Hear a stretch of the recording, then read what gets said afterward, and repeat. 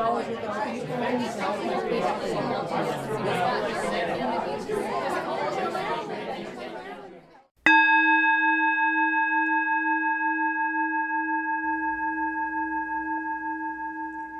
morning, and welcome to Holston Valley Unitarian Universalist Virtual Church.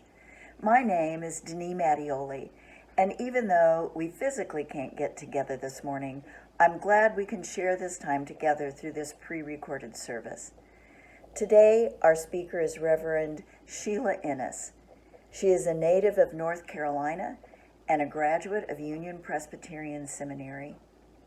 A big part of her ministry has been involved with putting theology in conversation with the arts, literature, film, music, and the visual arts. Her words today are entitled, "The Bent-Over Woman, the Bees, and the Virus." The following words are from the Mad Farmer Manifesto, the First Amendment, by Wendell Berry. To be sane in a mad time is bad for the brain, worse for the heart. The world is a holy vision had we clarity to see it, a clarity that men depend on men to make. For music today, Charis Hickson sings for us "This Is My Song" by Lloyd Stone and Georgia Harkness. Stone wrote the first two stanzas in 1934 when he was 22 years old. Stanza 3 was written by Harkness, a Methodist theologian with a passion for poetry and the arts. It is sung to the tune of Finlandia, composed by Gene Sibelius.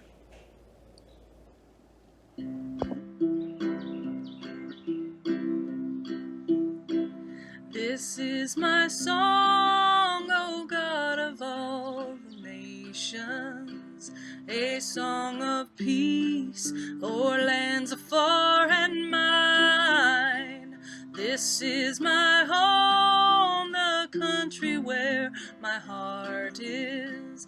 Here are my hopes, my dreams, my holy shrine. But other hearts in other lands are beating with hopes and dreams, and as true as high as mine. My country's skies are bluer than the ocean, and sunlight beams on clover leaf and pine. But other lands have sunlight too and clover, and skies are everywhere as blue as mine. Oh, hear my song, thou God of all the nations, a song of peace for their land and mine. May truth and freedom come to every nation.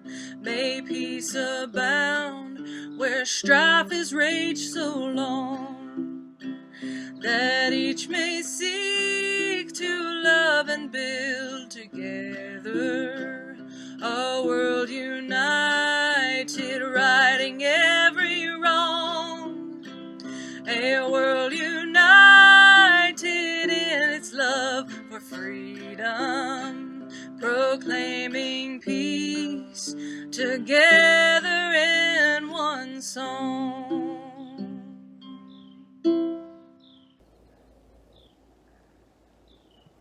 We will sing Loving Kindness next. Please hold a light in your heart to dispel the darkness, to honor someone or an event, or to lift up a memory.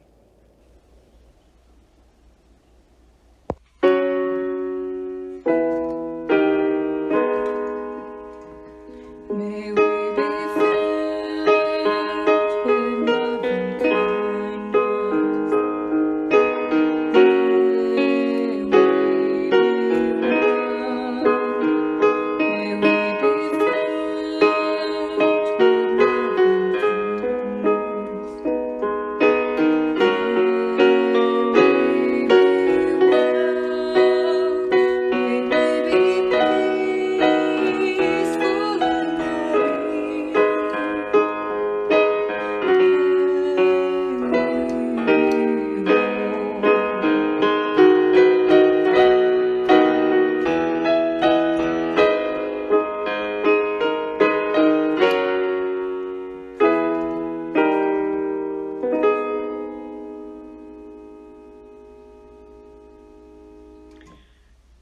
morning, good people of Holston Valley. I hope you are all well, and I want to thank you for inviting me back. It's a pleasure to be with you, although I'm not actually with you. And I want to thank all the people who helped make this morning possible. Thank you very much. So, where are we today? Well, there's a deadly virus that's sweeping the globe. Many of us are separated from our families and our friends. We have no unified national leadership or direction. We're up to here in face mask politics, and we've seen some unspeakable injustices on TV and news feeds. So when I was asked to speak to you today, I thought, what can I possibly say? So I decided to tell a story. Two stories, in fact. Two stories that answer the same question, which is this: what in this world really matters? The first story is from a novel by Sue Monk Kidd called The Secret Life of Bees. The story is set in South Carolina in the years 1964, and the narrator is a lovely 13-year-old girl named Lily. Lily is white. When Lily was a little girl, when she was 4, she witnessed a horrible thing. Her father was abusing her mother, attacking her, shaking her, and her mother got loose and ran to the closet and grabbed a gun from the top shelf.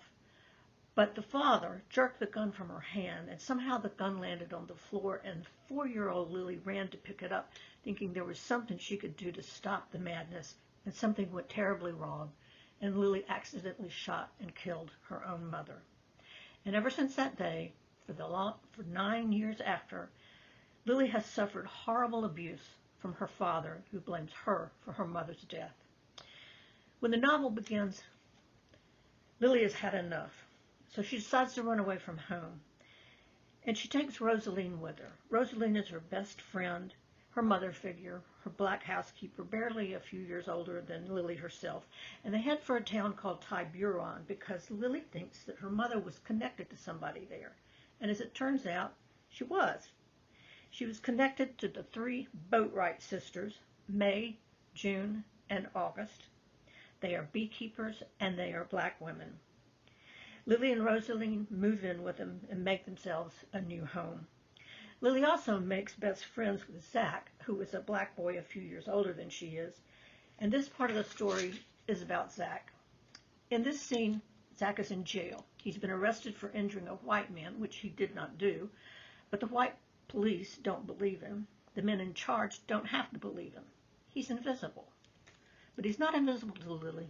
So Lily and August go to the jail to visit, and they've been given 5 minutes. I'm reading from the book. This is Lily's voice.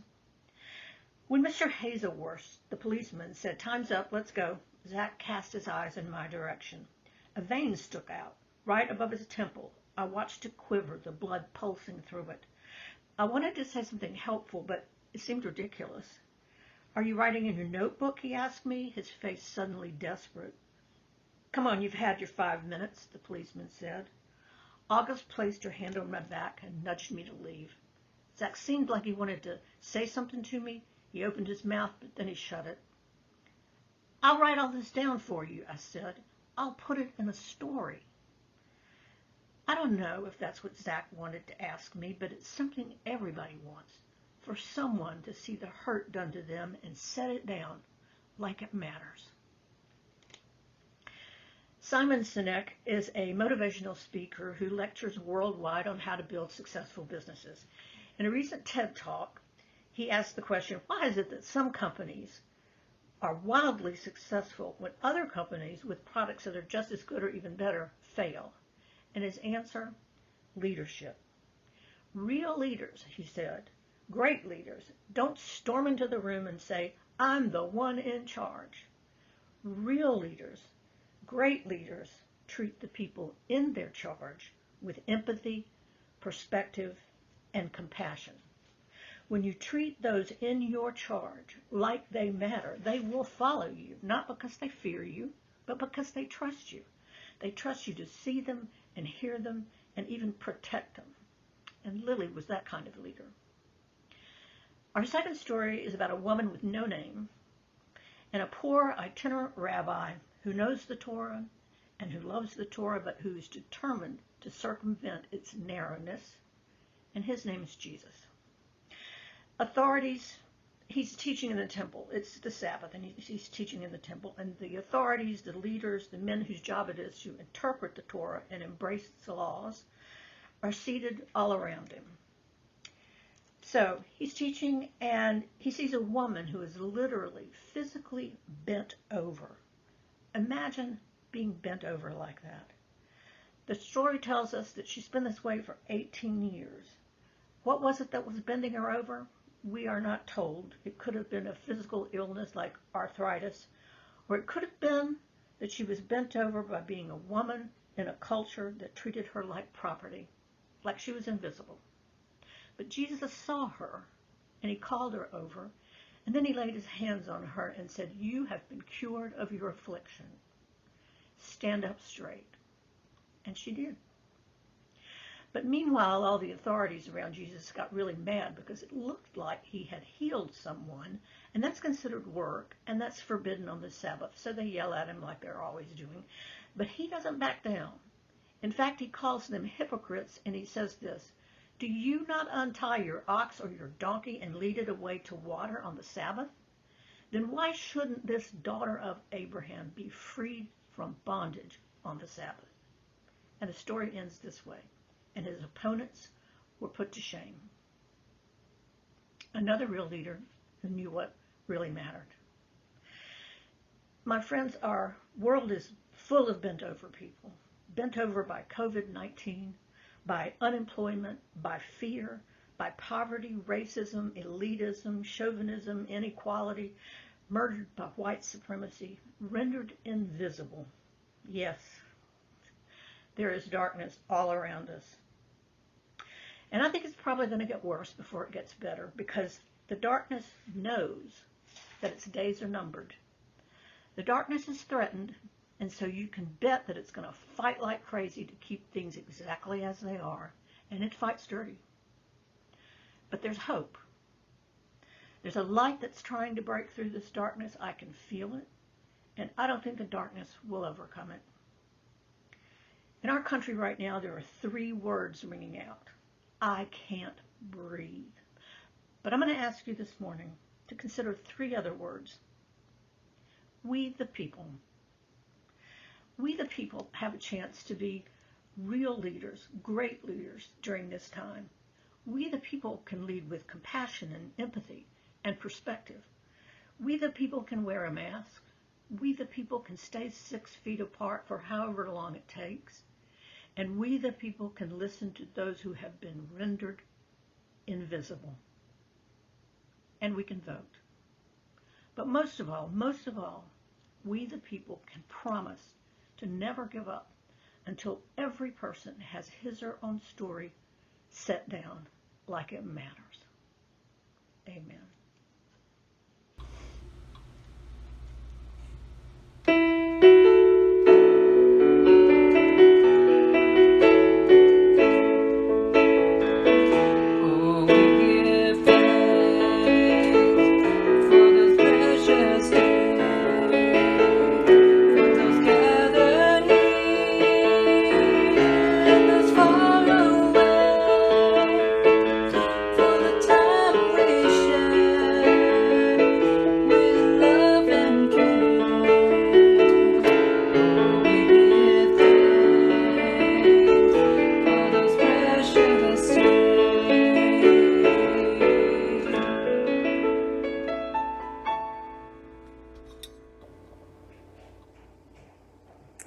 Our time together is nearly finished, but our work is not done.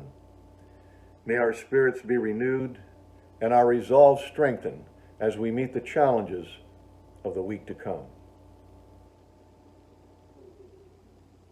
Please help me close this service now. We extinguish this flame, but not the light of truth, the warmth of community, or the fire of commitment. These we carry in our hearts and share with all the world.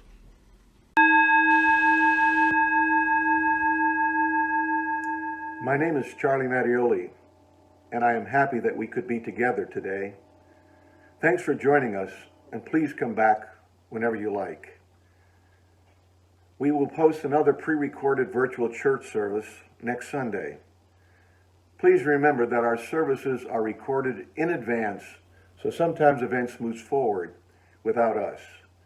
However, you can find up-to-date information on local events, social justice issues, inspiration, and content for all ages on our Facebook page.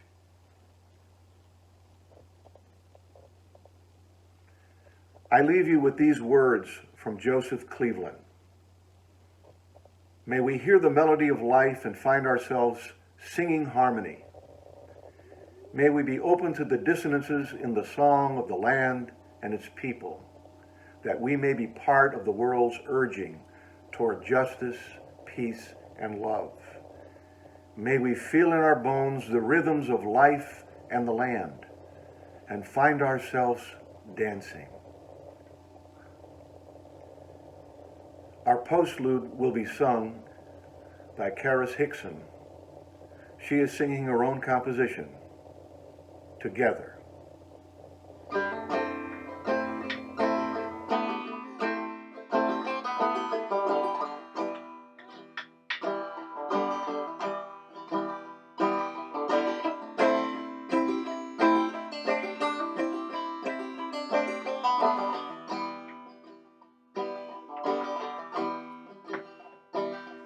Pick it up and pick it proud.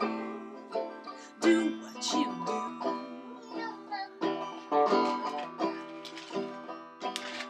Don't hold back, follow your heart. Teach each other, teach from the heart. Oh, heart. It's like going to church on a Tuesday morning when the going gets tough. You bring church home. You gotta love your sisters, love your mothers, love your brothers, and love all your fathers, 'cause we are all in this together.